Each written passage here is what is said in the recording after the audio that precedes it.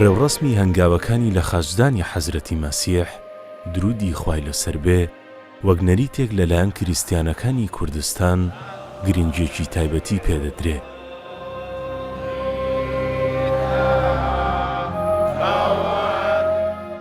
لە شارۆچکەی عەنکاوەش وەکو زۆر شوێنی کریستیان نشینی جیهان لە ڕۆژانی 12 مانگی 2 تا 30 مانگی 3 هەموو ساڵێک بۆ ماوەی 50 ڕۆژ ئەم ڕێوڕەسمە لە چەند کڵێسایەکی دیاریکرا و بەڕێوە دەچێ و خەڵکی باوەڕداریش ئامادە دەبن.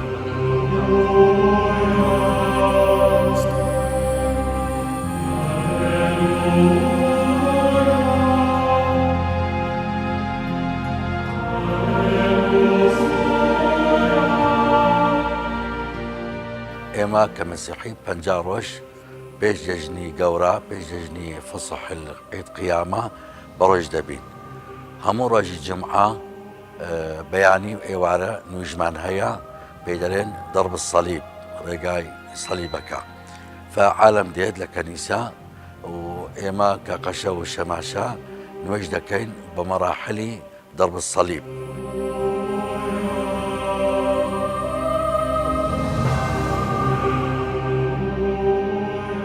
لە 50 ڕۆژی بەڕێوەچوونی ڕێوڕەسمی هەنگاوەکانی لە خاجدانی مەسیح ساور و خزمەتکارانی ئەو کڵێسانەی کە ڕێوڕەسمەکەی تێدا بەڕێوە دەچێت ڕۆژانە ئامادەکاریەکان دەکەن.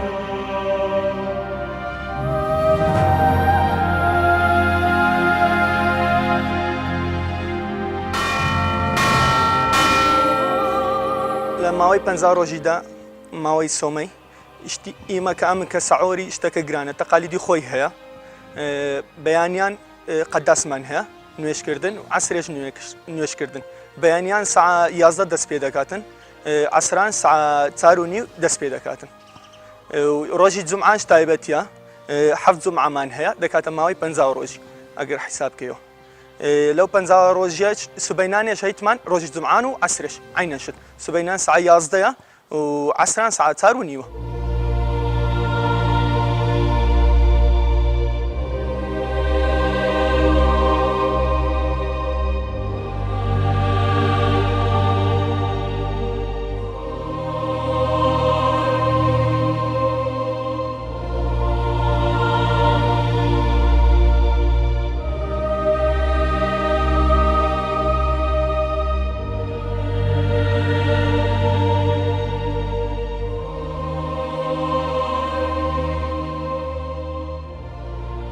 شەماشەکانیش ڕۆڵێکی دیاریکراویان لەو ڕێوڕەسمەدا هەیە. مارسیلا بۆ یەکەم جارە کە وەکو شەماشەیەک بەشداری لەم ڕێوڕەسمە دەکات جلوبەرجی تایبەت دەپۆشێ و خۆی ئامادە دەکات.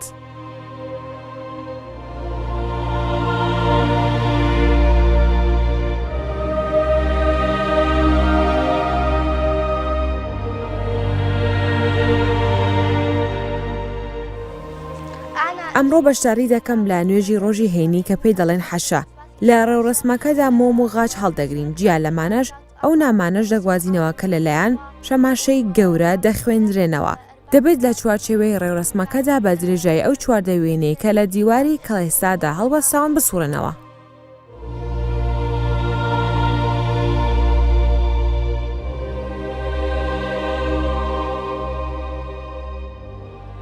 لەم 50 ڕۆژەی بەڕێوەچوونی ڕێوڕەسمەکە هەموو هەینیەک لە کڵێسادا کۆمەڵێک ڕێوشوێن لەلایەن قەشە و شەماشەکان دەگیرێنە بەر. ئەم ڕێوشوێنانەش وەکو پێداویستیەکی ڕێوڕەسمەکە سیر دەکرێن.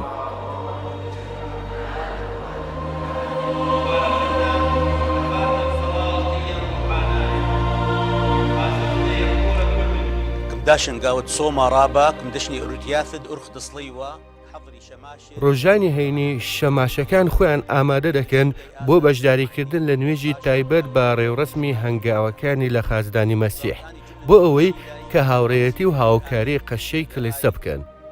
ڕەنجی سپی جلوبەرگەکەمان نیشانەی خاوێنی و پاچیە هەروەها ئەمە وەک پلەیەکی ئاینیە کە شەماشە لەبەری دەکات. ئەمەیان وەرارەیە ئەمەشیان پێی دەڵێن سەرحەسە. سەبارەت بە مۆمەکان ئەوە هێما و نیشانەی ڕووناچیە بە واتایە دێت کە ڕێگەی ڕاستی بۆ خەڵک ڕووناک دەکاتەوە. خاچەکە لەدار دروست کراوە، ئەمەشیان وەکو دەربڕینێکە، چکە پەیامبەر مەسیح بەم شێوەیە لە خاچ درا. چەند هێمایەکی دیکەشی تێدایە وەک ئیکلیلی دڕکاوی، هەروەها بزمارەکان کە هێمانە بۆ ئەو بزمارانەی لە دەست و خاچی پەیامبەر دراون. لە کاتی لە خازدانیشی لە ڕێگەی قادرمە سەرکەوتن بۆ لێدانی بزمارەکان.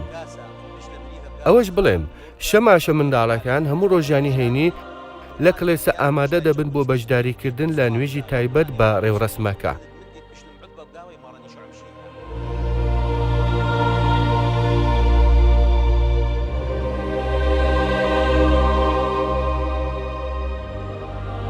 ڕێوڕەسمی هەنگاوەکانی لە خاجدانی حەزرەتی مەسیح درودی خوای لەسەر بێ بە پێی 14 قۆناغی تایبەت گوزەر دەکات. ئەم قۆناغانەش هەر کامیان گرنگی خۆیان هەیە.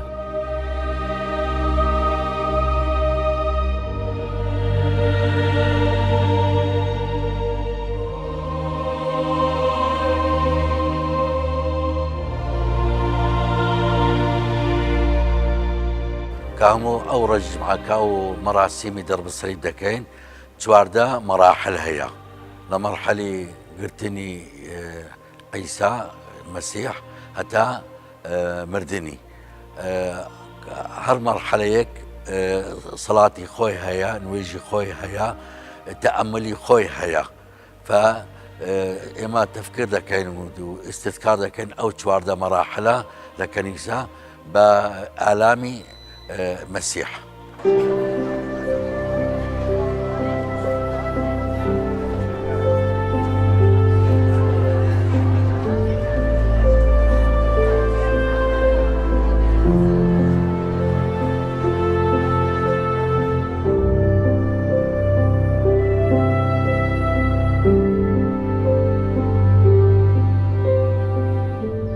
وەکو زۆر ئاین و ئاینزاکانی سەرگۆی زەوی لە ئاینی مەسیحیشدا ڕۆژ و گرتن پەیڕەو دەکرێت.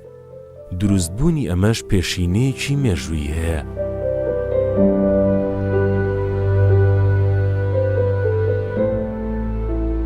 تەشعیتانائیت یان تاریخیان بەپێی سەرچاوە مێژوویەکان پاش قیامە و هەڵسانەوەی حەزرەتی مەسیح و ڕۆیشتنی بۆ ئاسمان، هەموو ڕۆژانی یەکشەممە لە کلێسەدا نوێژی تایبەت ئەنجامدراوە و بەم بۆنەوەی ئاهەنگ جێردراوە.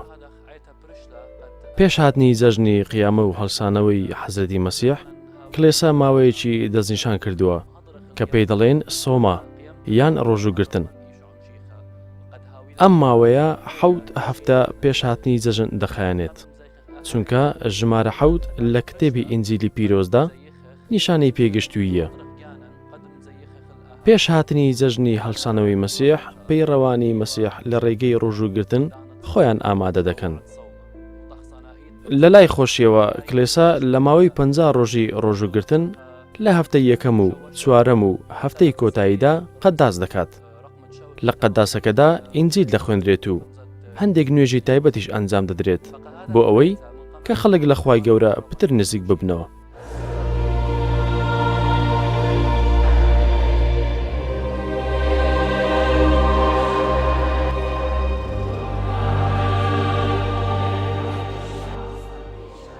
لە نێو 50 ڕۆژی بەڕێوەچوونی ڕێوڕەسمەکە بە ڕۆژووبوون وەکو ئامرازێکی پاکردنەوەی ڕۆح و بەهێزکردنی توانای معنەوی لەلایەن باوەڕداران پەیڕەو دەکرێن.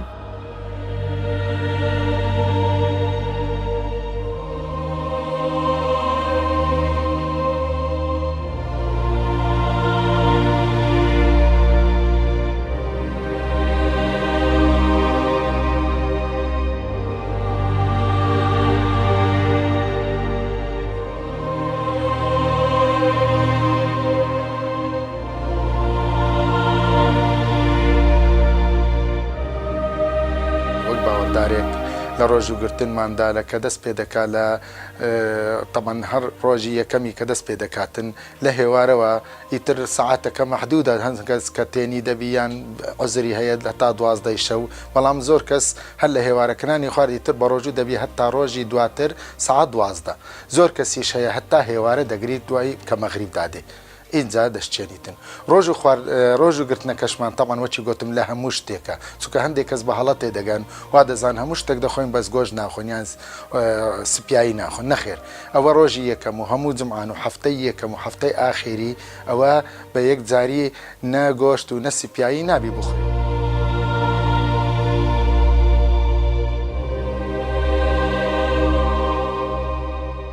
ئارمانجێت ڕۆژگرتنە دیسا دێشێن بێژن سێ خاڵا دێشێن تەفسیرکەن. خاڵە ئێکێ ئەوەکو وەختێ ئەم ڕۆژیات گرین ئەم فکرێ خۆسافی دکەن هەمی شتە ئەم نەکو بەس نانی ناخۆین. یعنی هەکەر ئەم نانی نەخۆیم بتنێ یان ئاوێ نەخۆیم بتنێ ئەوە نەڕۆژیە لازمە فکریەن مرۆڤ پرۆژی بیت. بیتە ئەگەرە هەندێک و ئەفکارێت مرۆڤی و ئەو سافیت بن مرۆڤ ڕۆژیە و نوێژە نزیکی خودێت بیت وەکو کتابت دینی بەحث کرد مرۆڤ پتر نزیکی رب العالم بیت.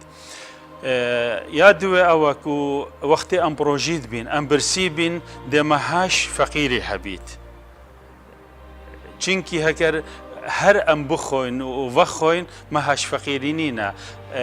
ڕۆژگرتن دانایەک و مرۆڤ دێپرۆژی بیت داهاش فەقیری هەبیت و بشێت هاریکاریە فەقیری بکات.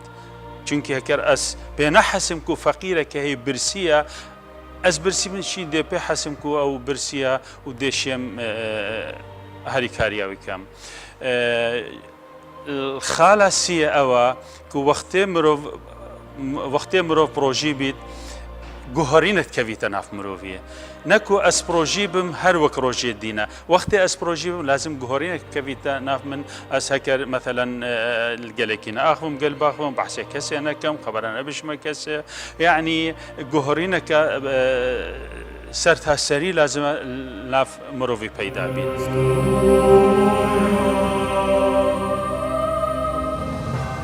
سەبارەت بە ڕێوشوێنەکانی ڕۆژوگرتن لە نێو ڕێبازەکانی ئاینی مەسیح شێواز و بیر و ڕای جیاواز هەیە. جۆرێت ڕۆژی سێ جۆرمەیەت هەین. جۆرە ئەیکێ ئەوەکو ڕۆژە چارشەمبی و خودبێ لە هەمی ساڵێ ئەم گۆشتی ناخۆن تنێ گۆشتی ناخۆین یدی تشتێدی هەمیان خۆن گۆشتی ناخۆن. جۆرێ دوێ ئەم بێژنێ ڕۆژیت ئارەزومەندانە یعنیەت اختیاریە. ئەو هەندێک ڕۆژێت هێنشتی 25 بەری عیدا ژدایک بوونە یان پشتی هەنگێ هەی ئەوە هاوینێ حەواریەکان ڕسول یا مەریەم العەذراش ئێکی هەشت هەتا 15 ئەوانت بێژنێ جۆرێت ڕۆژیت ئارەزومەندانە یعنیەت اختیاریە. ئەوانە ئەم برۆژی نابین. هەمی تشتات خۆین بەس زۆمیا ناخۆن ئەم بێژنێ زۆمیا زەفەر ناخۆین. ڕۆژیت دی جۆرێت دی ئەو ڕۆژێت 5 ڕۆژە ئەوێت بێژنە ڕەمانە مەزن.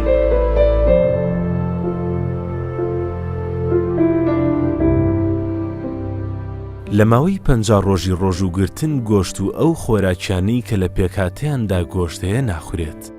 هەر بۆیەش بۆ دروستکردنی خواردن سوود لە ڕوەک و میوە وەردەگیرێ.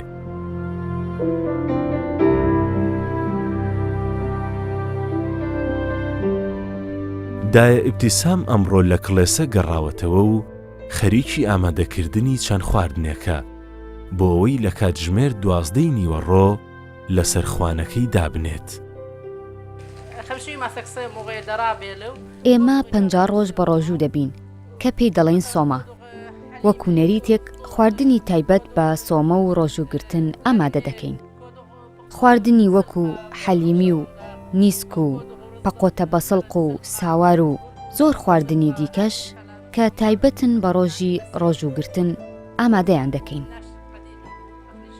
من ئەو خواردنانە بۆ ڕۆژوگرتن ئامادە دەکەم کە هی سەردەمانی کۆنن ئەو خواردنانەی کە باو باپیرانمان ئامادەیان دەکرد. من ئەمڕۆ کە ڕۆژی هەینیە لە بەیانیەوە چوومە کڵێسا. ئێستاش کە گەڕاومەتەوە ماڵ خەریکی ئامادەکردنی خواردنم بۆ دوای ماوەی ڕۆژوگرتن. من ئێستا لە گنیز و تەماتە و پەقۆتە پەسڵق و کەبابی قەرنابیت و کەرەوز بۆ کاتژمێر 12 ئامادە دەکەم.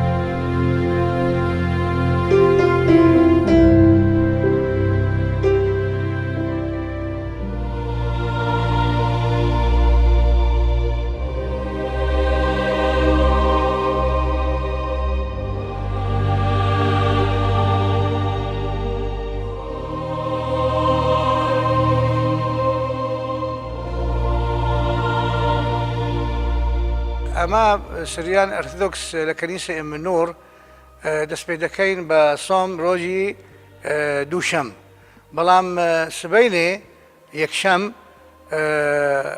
یعنی هەیتمان قداس شەو ساعة 6 هەیتمان قداس مسامحة، يعني ئەمن تسامح لەگەڵەتوو دەکەین وتصالح ما بين يعني بعضنا البعض. أو جامال سبينة يعني ساعدا همروج لمدة بنجا روج معناها سجود دكين بو خوا بو شيوة قريلايسون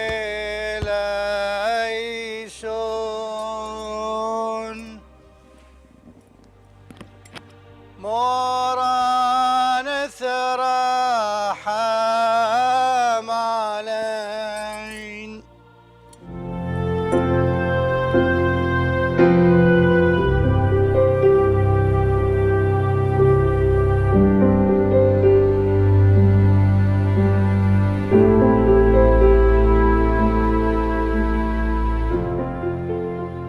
لە 50 ڕۆژی ڕۆژوگرتندا بەشێک لە پەیڕەوانی ئاینی مەسیح بەپێی هەندێک مەرج و بارودۆخی تایبەتەوە ڕۆژوگرتن نایەنگرێتەوە و دەتوانن بە ڕۆژوو نەبن.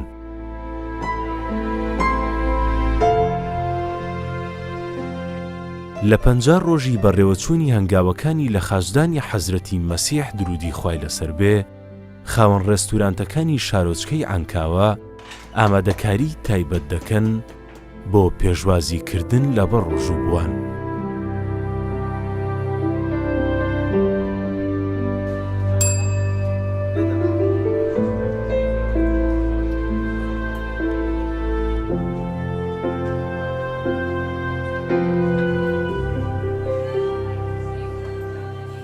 ئەو یەکەم جۆر مەطعمێک لە هەولێرێ خواردنێ سیامی دادینێش بوو برایمە خریستیانی ساعت 12 تقریبا بلش دوين تين خواردنێ دخون حتى ساعت 6 دیساتین ساعت 8 حتى 12.